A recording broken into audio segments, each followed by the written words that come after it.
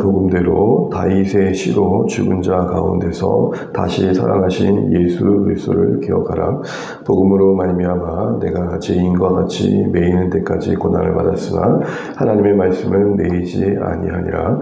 그러므로 내가 택함 받은 자들을 위하여 모든 것을 참음은 그들도 그리스도 예수 안에 있는 구원을 영원한 영광과 함께 받게 하려 함이라. 미쁘다 이 말이여, 우리가 주와 함께 죽었으면 또한 함께 살 것이요 참으면 또한 함께 왕노로 탈 것이요 우리가 주를 부인하면 주도 우리를 부인하실 것이라. 우리는 미쁨이 없을지라도 주는 항상 미쁘시니 자기를 부인할 수 없으시리라. 아멘. 감사합니다. 고맙습니다. 함께 기도하며 감사합니다. 디모데후서의 말씀 이렇게 살피고 있습니다. 이 바울의 서신이 갖는 특징 중에 하나는 그 전개가 참 논리적이라는 거죠. 그래서 바울이 써가는 그 논리를 따라 우리가 묵상해 가다 보면 하나의 신앙의 중요한 구조가 만들어지는 것 같습니다. 바울은 1장에서 디모데를 어떻게 보면 격려했다면 2장부터는 그 격려의 자리에서 일으킨 디모데를 향해 이제 도전한 듯한 조금 더 강한 그런 도전들을 해가고 있습니다. 어제 봤던 것처럼 함께 고난을 받자 합니다. 은혜 안에 강해지고, 그래서 계속해서 사람을 섬기는 사람으로 살아가다 보면 피할 수 없는 게 고난이라는 거죠. 여러분, 사역을 해가면서 우리가 주님 나라를 위해 살아가면서 늘 편할 수만은 없고 또 예상하지 못했던 여러 일들을 우리는 경험하게 됩니다. 사람을 돕는다는 것, 영혼을 위해 섬긴다는 게 내 본성을 이겨내야 되고 또 마주한 그 여러 현실들을 감내해야 된다는 측면에서도 쉽지 않은 거죠. 그러나 어쨌든 기독교의 신앙, 교회는 고난 속에서 꽃피어왔음을 우리가 늘 기억해야 됩니다. 무슨 말입니까? 누군가의 고난이 있었기에 사실은 우리도 이 자리에 있을 수 있다는 것이고 이 땅에 교회가 또 세워져 가고 있다는 것이죠. 그러면서 어제 세 가지 비유를 이야기했습니다. 그러면서 잘 생각해 보라는 거였죠. 이 그림의 이미지요. 그림의 언어죠. 이미지로 어떻게 보면 고난을 감당할 자세를 표현했던 것은 바울의 되게 탁월한 전략이 아닌가 싶습니다. 우리도 설교를 듣다 보면 뭐 여러 이야기를 듣지만 예화가 구체적으로 더 기억이 되는 거잖아요. 농부의 이야기를 했고요. 경주하는 자의 이야기를 했고, 그리고 군인으로서 부름받은 자로서의 삶의 자세를 이야기했습니다. 이런 군사됨과 경주하는 자와 농부로서 이야기하면서 어떻게 고난을 받을지를 이야기했었습니다. 이제는 오늘 이어지는 8절을 보게 되면 13절까지는 그렇게 고난을 받자고 한다면 그렇게 고난을 받을 만한 가치가 있느냐라는 것입니다. 그런 고난이 어떤 의미가 있느냐라는 것이죠. 어떻게 감당해야 되느냐라는 얘기를 했다면 오늘 8절 이하부터는 그럼 그 고난의 가치는 뭐냐, 그 고난의 의미가 뭐니? 라고 이야기하면서 8절에 가장 먼저 예수님의 이야기를 꺼냅니다. 8절 보시면 디모데야, 내가 너에게 나눴던 그 복음대로 예수님을 기억하면 좋겠다라고 하면서 두 가지를 언급합니다. 첫 번째는 그 예수님은 다윗의 씨로 오셨다는 거 결코 잊지 말아라 라는 것입니다. 구원자로 오신 예수님의 이 다윗씨로 오셨다라는 이 말은 뭡니까? 다윗은 구약의 인물이고 하나님께서 구약에 다윗의 후손 가운데 오실 구원자를 말씀하셨던 그 약속을 의미합니다. 그러기에 다윗의 씨로 오셨다 이 말은 예언대로 오신 그 예수님 기억해라 라는 것입니다. 하늘에서 뚝 떨어진 별처럼 어느 날 등장한 구원자가 아니라 하나님의 구원의 계획과 그 열심을 따라 그 역사 속에서 자신을 나타내신 그 신실하신 예수님 그 오심을 기억하면 좋겠다라는 것이죠. 이 말은 그만큼 우리가 믿고 섬기는 복음은 믿을만하다 이야기입니다. 두 번째, 예수님과 관련해서 기억할 것은 죽음을 이기셨다. 죽음이 부활로 그 영광으로 이어졌으면 기억하라는 겁니다. 이런 모든 말들은 고난 가운데 있는 디모데에게 고난이 고난으로만 끝날 것이 아님을 알라는 겁니다. 이거 되게 중요한 것 같습니다. 우리가 애쓰고 수고할 때 이런 말을 할 때가 있잖아요. 이래가지고 뭐 하노? 이게 뭔 소용 있노? 이런 마음이 찾아오게 되면 사실은 참 쉽지 않죠. 무력해지고 모든 걸 다 포기하고 싶어집니다. 그러나 여러분, 바울은 이어서 이야기하기를 이런 맥락에서 고난이 결코 헛되지 않으면 말합니다. 현실적으로도 그렇고 영혼의 관점에서 그렇다는 것입니다. 우선 그럴 이유가 9절에 나오는데요. 디모데에게 다시 한 번 말합니다. 디모데야, 나를 봐라. 내가 마치 죄인처럼 이렇게 매여 있긴 하지만, 그래서 힘겨운 고난의 시간을 보내고 있지만 그러나 내가 그간 뿌렸던 하나님의 말씀은 매이지 않더라라는 것을 기억하라는 것입니다.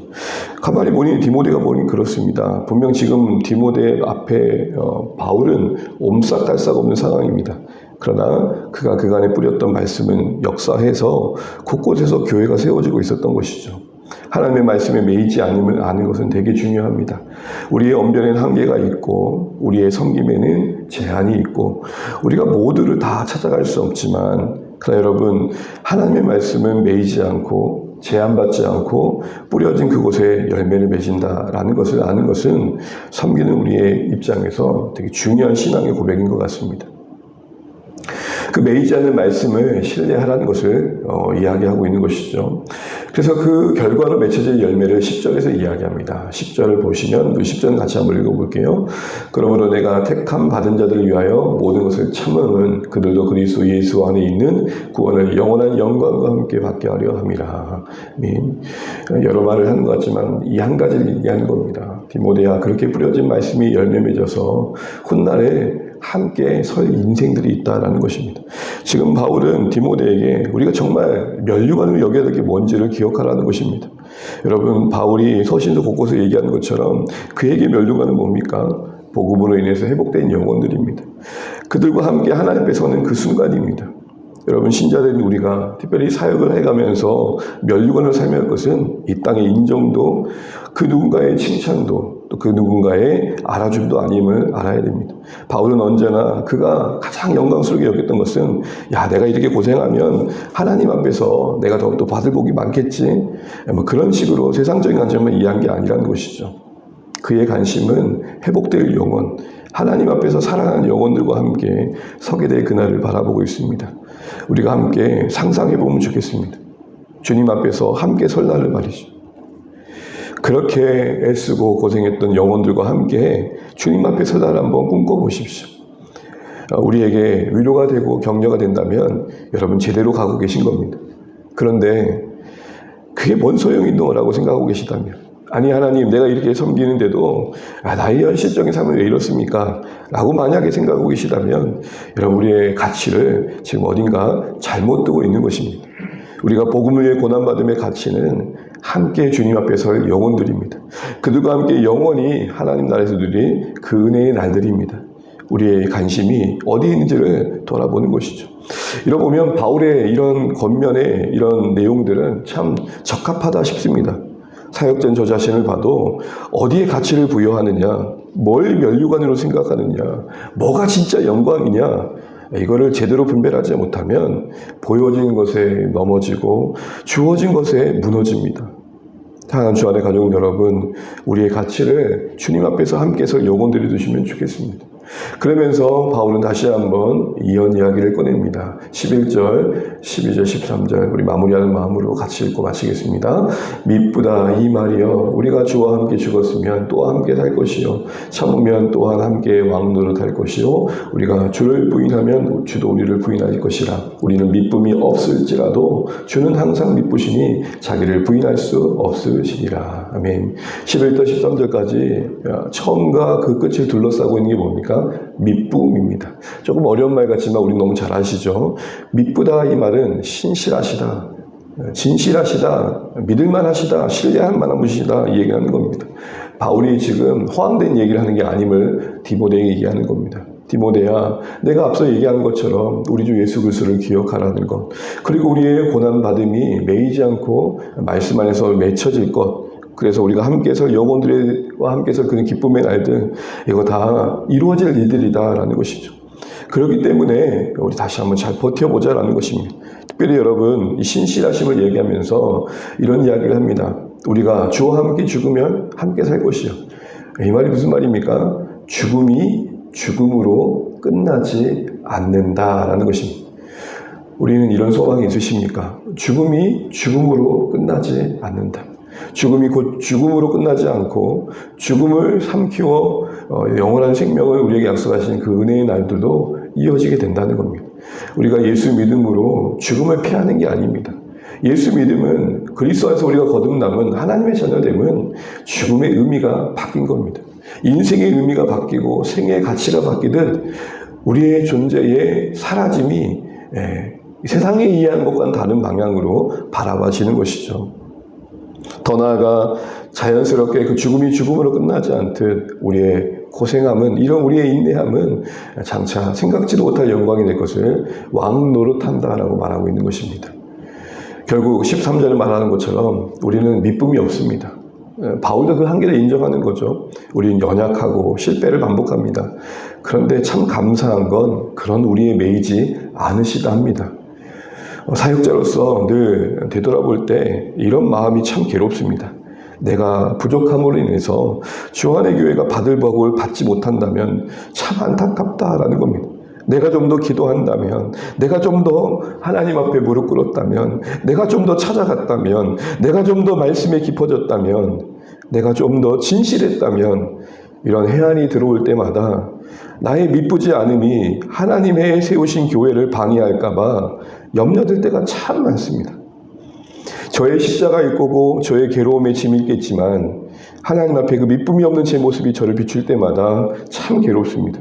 그런데 오늘 말씀은 우리에게 위로와 도전을 줍니다. 우리 각자가 미쁨이 없어 괴로울 때가 있습니다. 그런데 하나님 말씀하십니다. 나에게 달린 일 아니라 하십니다. 우리에게 달린 일 아니라고 하십니다. 우리는 최선을 다해도 늘 후회가 있습니다. 그러나 그 후회에 하나님의 열매를 맺게 하심이 방해받지 않게 하신다라고 하십니다. 결국 승리는 하나님의 은혜의 승리요. 결국 그 영광은 하나님의 신실하심의 영광이실 것입니다. 그러니 미쁨이 없는 우리의 모습에 무너지지 마십시오. 그것을 하나님께 맡기고 다시 한번 일어설 줄 알고, 하나님, 내가 최선을 다한다고 했지만 저에겐 사랑의 한계가 있고 인내의 한계가 있는 것 같습니다. 그러나 하나님은 미쁘시지 않습니까? 저의 영혼을 붙들어 주시고 혹 내가 아닐지라도 어느 누군가를 통해 그 섬김을 통해 주님 앞에서 올곧게 서게 해주십시오. 이런 인정과 맡김이 우리의 미쁨이 없는 현실을 제대로 살아내는 모습일 것입니다. 사랑하는 주안의 가족 여러분, 말씀을 맺겠습니다. 바울은 고난만 받자고 말하지 않습니다. 고난을 어떻게 해야 될지만 말하지 않습니다. 그 고난이 얼마나 가치 있는지, 그 고난이 얼마나 의미 있는지, 그 고난이 얼마나 영광으로 우리를 이끄는지를 보여주고 있습니다. 오늘도 이 사실을 다시 한번 되새기면서 우리의 미쁨 없는 현실에 스스로 무너지지 않고, 그럴수록 그 모든 걸 뛰어넘는 하나님의 미쁘심을 바라보면서, 하나님의 일하심을 기대하면서, 매이지 않는 하나님의 말씀을 바라보면서 우리의 연약함과 한계를 맡기고 다시 한번 스스로를 붙들어 매고 남겨진 인생, 허락하신 생에 더 주를 위해 살겠다 각오할 수 있는 오늘의 말씀 되시기를 주님의 이름으로 축복합니다. 기도하겠습니다. 네, 오늘도 우리 주신 말씀 기억하며 묵상하면 좋겠습니다. 바울은 고난과 함께하자, 함께 고난받자라고 말하면서 그 고난의 의미와 가치를 오늘 나눕니다. 여러 이야기를 하지만 결국 하나님의 미쁘심을 바라보도록 하고 있습니다. 사랑하는 주안의 가족 여러분, 하루하루가 때로는 참 고날 때가 있습니다.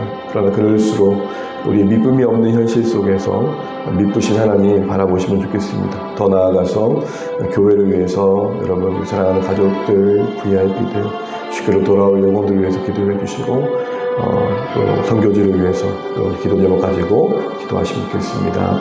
특별히 7, 8월 여름 신앙훈련을 위해서 또 기도해 주십시오. 섬김을 계획하고 있고 또 우리가 말씀을 또 준비하고 있고 우리 교회 자녀 세대가 또 여러 수양회들을 계획하고 있습니다. 하나님 이런 시간들이 하나님의 은혜의 시간들이 되면 좋겠고 우리에게도 하나님을 가까이 하는 시간이 되면 좋겠습니다. 선하게 인도해 주시고 또 준비된 말씀 사역자들과의 만남 속에서 은혜가 있었으면 좋겠습니다. 같이 기도하시겠습니다. 하나님 아버지, 오늘도 우리에게 허락하시는 날을 감사합니다. 아버지 하나님, 그 미쁘심이 우리의 삶의 소망임을 고백합니다. 하나님 도와주시고 우리 안에 우리가 버틸 수 있도록 인도하여 주시옵소서.